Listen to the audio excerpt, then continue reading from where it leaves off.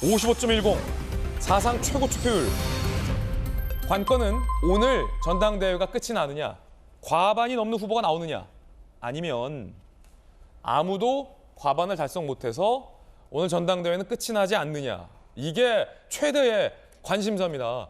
선두를 달리고 있는 김기현 후보가 과반을 넘길 것인가 못 넘길까에 따라서 오늘 전당대회가 끝날지 말지 여부도 결정됩니다. 사상 최고 투표율부터 자세히 분석해 보겠습니다. 이거 왜 이렇게 투표율이 높냐? 여러 가지 이유가 있을 수 있겠습니다만 전당원 투표 방식으로 바뀐 것이 당원들의 이 투표 참여율을 높였다라는 분석이 많고요. 그리고 김기현, 안철수, 천하람, 황교안 어찌 보면 상당히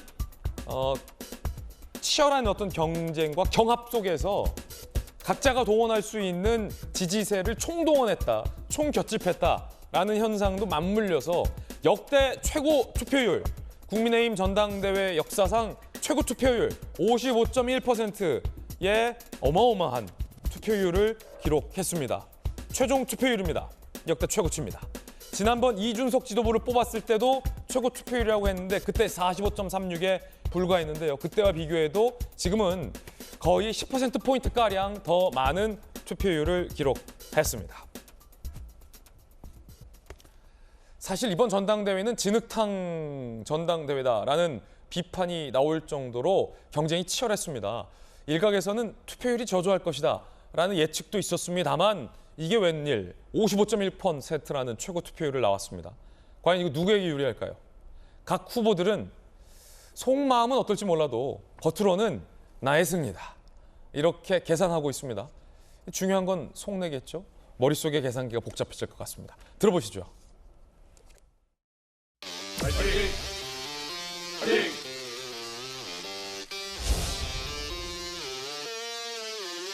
기간 쪽이 압도적으로 많기 때문에 제가 유리할 것이다라고 하는 평가들이 있고요. 지금까지 침묵하고 있던 다수의 당원들이 드디어 자기 목소리를 내기 시작했다. 투표율이 가능한 높아져가지고 조직력의 힘이 어느 정도 희석되는 것이 저한테는 분명히 유리한 것이고, 정의를 세우는 축제, 많은 관심을 가지고 있다는 그 자체가 저는 축제라고 생각을 하고,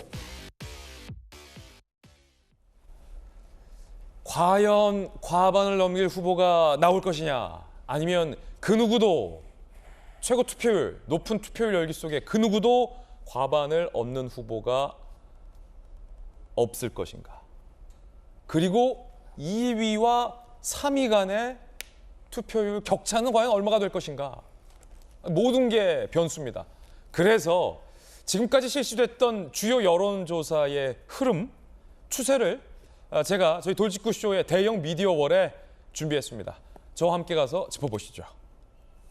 앵커가 직접 짚어드리는 여론 추세, 여론 동향 흐름, 여러분들 돌직구쇼에서 편하게 한눈에 보실 수 있습니다. 대형 미디어월에 준비했습니다. 띄웠습니다. 함께 보시죠. 여당의 당대표 여론조사 추입니다. 2월 6일, 7일 실시된 리얼미터의 여론조사 결과 초창기 때는요.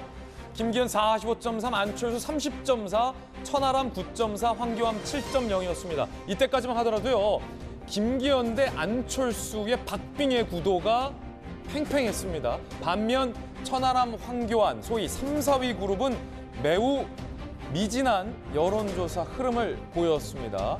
김기현 대 안철수의. 그런데 이 여론조사가 갑자기 안철수 후보 지지율 하락으로 이어졌습니다. 대통령실에서 이진복 정무수석 등이 아무 말도 하지 않으면 아무 일도 안 날아갈 것이다 라는 이른바 공개 경고장을 날리면서 안 후보의 지지율이 추락했습니다. 그 반사이익을 천하람 후보가 받았죠. 22.8 천하람, 안철수 17.9, 황교안 14.2, 김기현 42.7이었습니다. 이게 2월 셋째 주 여론조사였습니다. 2월 넷째 주로 거슬러 올라가면 다시 안철수 후보가 치고 올라갑니다. 22.6, 천하람 16.4, 김기현 후보는 저 위에 있습니다. 47.1, 황교안 후보가 9.9로 다소 내려앉은 여론 흐름이었습니다.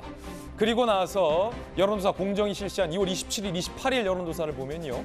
김기현 45.9, 안철수 23.0, 천하람 12.7. 천하람 후보의 지지가 2월 둘째 주서부터 계속해서 하락하고 있는 흐름을 보이고 있습니다. 그리고 3월 첫 주에 실시돼서 발표된 엠브레인 퍼블릭의 여론조사 결과를 보면요. 안철수 후보의 지지율이 조금 오르긴 하지만 여전히 김기현 후보가 가장 높은 여론조사 지지를 받고 있습니다. 35.8, 안철수 25.5, 황교안 9.6, 천하람 후보가 황교안 후보보다도 아래 8.1의 지지율을 기록합니다. 그러면서 전대 투표가 시작이 됐습니다. 이 최종 여론조사 스코어와 함께 전대 투표가 시작이 됐고 이 전당대회의 투표율은 최종 55.10이라는 역대 최고, 역대급의 높은 투표율로 마감이 됐습니다. 그리고 오늘 오후에 발표가 됩니다. 성적도 발표됩니다. 여론조사는요, 숫자를 보시는 게 의미가 없습니다. 대신 여론조사의 추세, 흐름, 그래프의 오름세, 낮음세는 매우 중요합니다. 그렇기 때문에 그 흐름을 여러분들 살펴보시면 어떻게 여론지형이 흘러갈지 알 것 같습니다. 전주 의원님, 오늘 과반 나옵니까?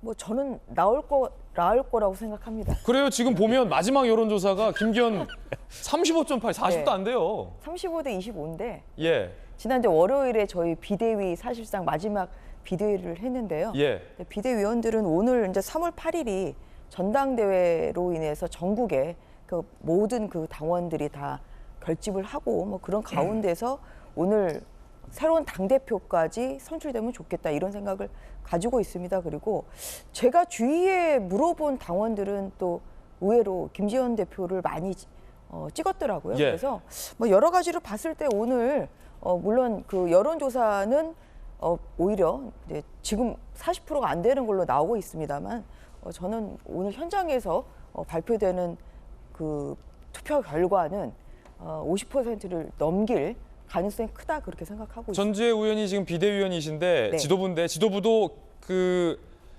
전당대회 결과를 미리 알지 못하는 상황인 거죠 알지는 지금? 못하죠. 전혀 모르죠? 네.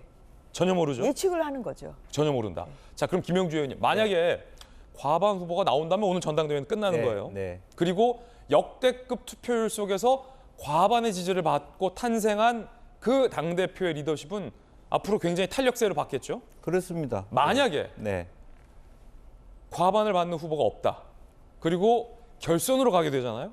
자, 그러면 이제 2위 후보와 3위 후보의 지지율 격차, 득표율 차이도 굉장히 민감할 것 같은데 네. 지금 보면 고만고만한 여론조사 경합세가 있었잖아요. 네. 만약에 2위와 3위 후보가 굉장히 1% 차이로 득표를 해요. 예를 들어서 뭐 24, 23. 그러면 이 중에 한 분만이 그렇습니다. 결선 투표에 진출하게 되는데 네. 1%만 받더라도 높은 2위 후보가 결선에 진출하잖아요. 네. 그럼 3위 후보 입장에서는 야 이게 뭐냐 너나 나난데 뭐 약간 이런 불만 나올 수 있지 않습니까? 뭐 복불복이죠, 뭐. 복불복이니까 어쩔 수 룰이 없다. 그런데 그걸 뭐 어떻게 했습니까? 어쩔 수 없다. 함수라도 차이가 나면 어쩔 수 없이 그렇게 될 건데 지금 현재의 여론조사 표상으로 보면 2위와 3위가 상당히 차이가 나기 때문에 막판 뒷심이 있다 하더라도 안철수 후보가 2위가 될 가능성은 있다. 다만 막판에 가서 예컨대 시민사회 수석을 공수처에 고발한다 이런 것은 오히려 안 후보한테 악재가 될 가능성이 있어서 그런 부분이 있고 나머지 두 후보들은 사표 가능성 때문에 또 지지가 멈춰질 수 있는 부분이라서 사표 가능성. 네. 내 표가 죽을 특히- 표가 될 수 있다. 특히 한교안 후보 같은 경우는 사실은 그런 가능성 있다고 보여지거든요. 천하람 후보 지지하는 분들의 사표 가능성보다 한교안 후보의 사표 가능성이 있고 또 지금 여론조사하고 실제 투표의 차이점은 여론조사 결과가 지금 모응답층이 21% 정도 돼요.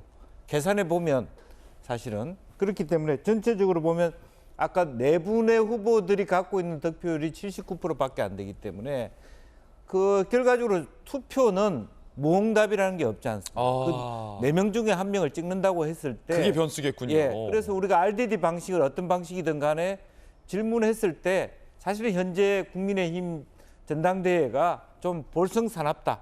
그래서 모응답으로 빠져 있지만 최종적으로 그분들이 투표를 다 한다고 봤을 때 네. 그런 의미에서 보면은 김기현 후보 쪽으로 그 표들이 움직일 가능성이 많고, 따라서 오늘 투표가 최종 말하자면 결선 투표 없이 마무리될 가능성도 저는 꽤 높다고 봅니다. 그렇군요. 아직은 뭐 결과를 우리가 단언할 수는 없습니다.